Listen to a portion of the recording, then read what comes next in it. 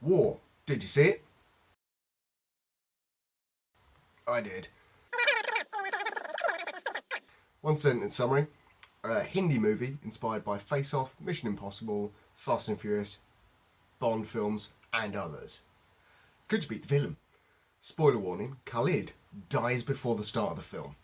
And he is replaced, he has his face taken off and swapped and stuff with Sabur, who's a traitor, right? He's a goddamn traitor. So could I beat Sabur, who everyone thinks is Khalid, even though he knows like kung fu and he's jacked as shit? Yes, I could. He displays two weaknesses in the film. First weakness. In his introduction scene, they do a pretty good attempt at a one-take fight scene, and you can see the cuts, but it was pretty passable. But he gets whacked against a table in the back, and it like knocks him out of commission for a little bit, and he gets kicked in the face and stuff. Fair enough. Later in the film, he gets thrown into some stairs, some stone stairs, and he takes a step to the back, and he's all like, ah! Clearly, this guy doesn't like getting heavy objects or solid objects smashed into his spine. Remember that. Weakness the second. This guy clearly doesn't understand that you don't attack someone with the high ground, just like Anakin Skywalker.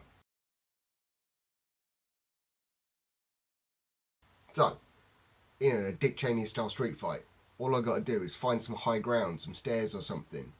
He's gonna come at me, he's gonna do parkour or whatever, who knows. I will use the height to my advantage, I'll dodge, knock him to the ground, stomp the spine. How would you improve the film? To quote myself during the film, this is the hypest thing I've ever seen. Send him to heaven. He's a jihadi recruiter, so like maybe you don't want to send him to heaven.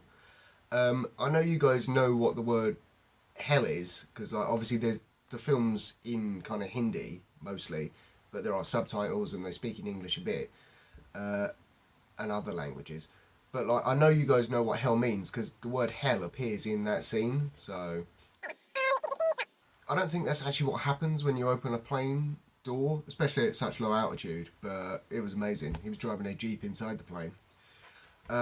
You taught me everything I know, apart from all the stuff that you knew before you met him, because the commander dude was already saying that you were like top of your class in army school.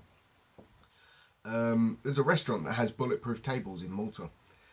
Speaking of that restaurant,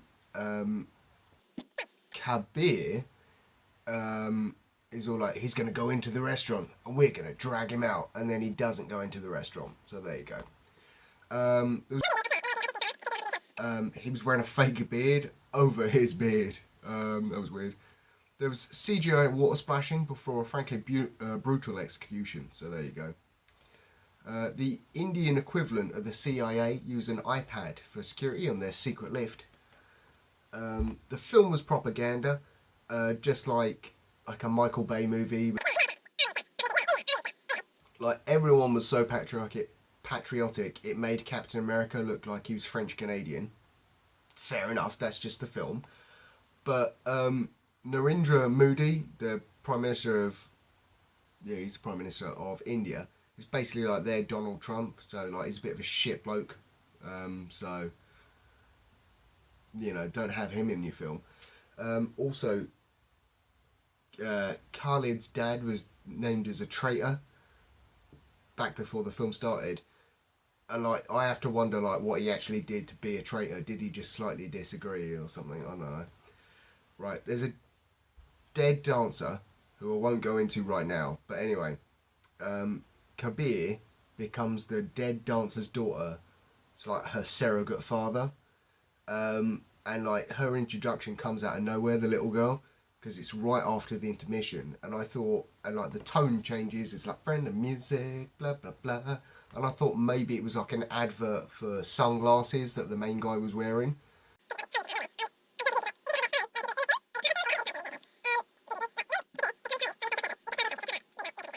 But like the guy was apparently missing for a week, and he was found on a beach all like beaten up, apparently having had his ass kicked, maybe thrown off a cliff into the sea and stuff. So why not just leave his face scars and say, oh, what happened when I was tracing that traitor who's definitely dead and definitely isn't me, you know.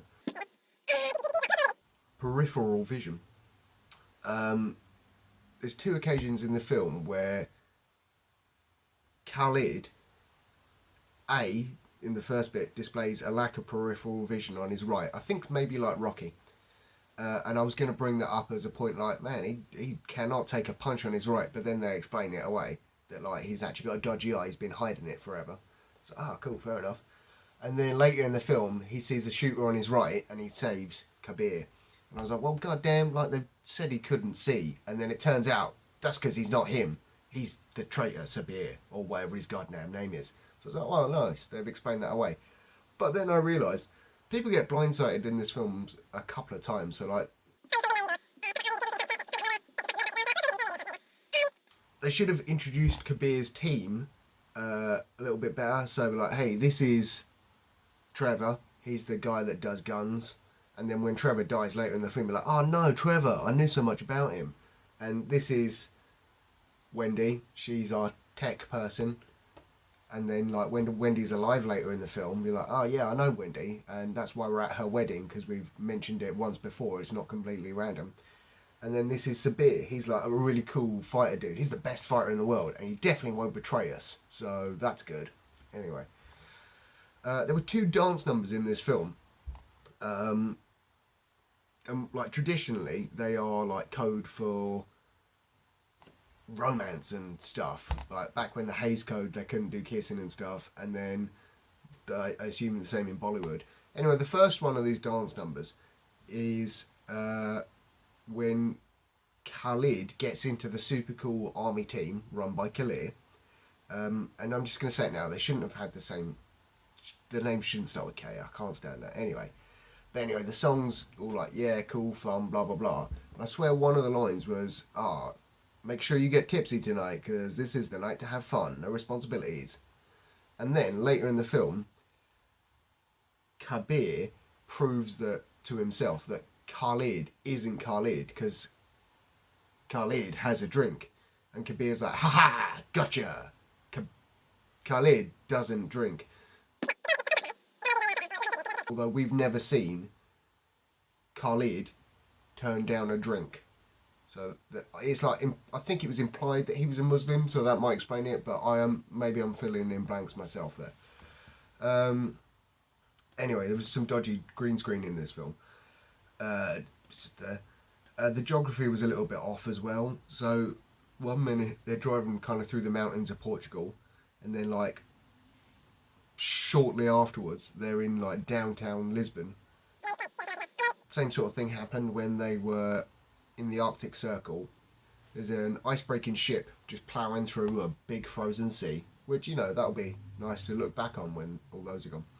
Anyway, then they fire a missile up, then you see the missile coming straight back down towards them, apart from the ground that it's coming towards doesn't look like where the ship is. There were like hills and stuff. Anyways, besides the point. And then the ship blows up, but luckily the two dudes are in like some Audis or whatever, and they're driving through a forest, a snowy forest, which has got a church in it that just comes out of nowhere. But the thing is, like, how long were they driving on the motorbikes to get from the mountains to downtown Portugal or downtown Lisbon? And then again, how long were they driving on the frozen sea till they got to a bit where there was a forest, which presumably needs a bit of land under it, not just ice. Anyway, I won't let you die with Khalid's face on. And I was like, oh my god, he's about to cut this guy's face off. And then he didn't. He just crushed him with some stuff, and he did let him die with Khalid's face.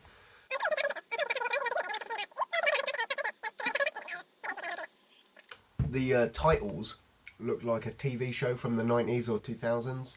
It was like clips of the film, just like with weird graphics and stuff on top. There you go. That's impossible. I shot you myself.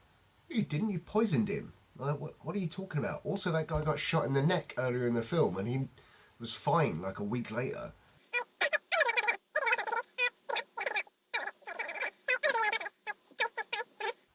Then when Khalid and Kabir meet each other for the first time, Kabir gets off of a helicopter and he's walking in slow motion, and Kabir's all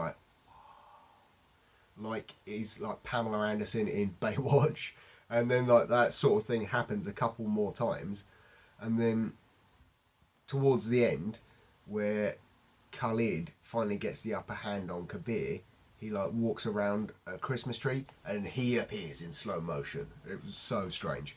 Also, adding to my theory, there's a bit where the commander says, "You love him," and Kabir's all like, no, and Khalid's all like, "Yeah." Um, and there's a bit where Wendy, I can't remember her actual name, but her name wasn't Wendy. She's all like, "Say the word, uh, Kabir, and we'll elope tomorrow." And then Khalid's like, "Hey, join the queue." Very odd. Some of the flashbacks in this film went on for like half an hour, and some of the other ones showed us information that we hadn't seen before, even though it was from the same perspective of the same character we were with. So it wasn't even just a crafty, like, he's talking here in the first bit, and then you come back and you see that like he's moving stuff around down here. It was just like conversations that we apparently skipped over last time, so that was odd. Um, Please, Kabir, I'm losing a lot of blood. Well, dude, you're the one sitting in the chair in the line of fire. Move. My Hindi isn't fantastic, but I could tell that sometimes what was spoken didn't actually match up to what was being, on the subtitles. Prime example of this, when that dude said, "Oh shit," and "Oh no" came up on the screen. To be fair though, he was Portuguese, so. Um, why did Kabir go undercover to Malta as a douchebag tourist? He could have picked any disguise, but there you go. That grenade was incredibly strong. One grenade just took out that entire house. Good God. Rating out of 5 beers, Juan, right? As I was walking out of the cinema, I'm pretty sure some dudes spoiled the Joker for me. Just like that bit in The Simpsons.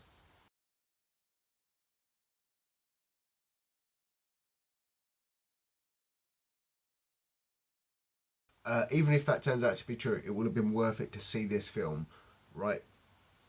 I've just kind of described it a little while ago as it's like someone saw Team America, didn't realise it was a joke, and then made a live action version. Like it was just amazing. I'm gonna download the soundtrack as well. It was too loud in the film, but God, it was entertaining. Anyway,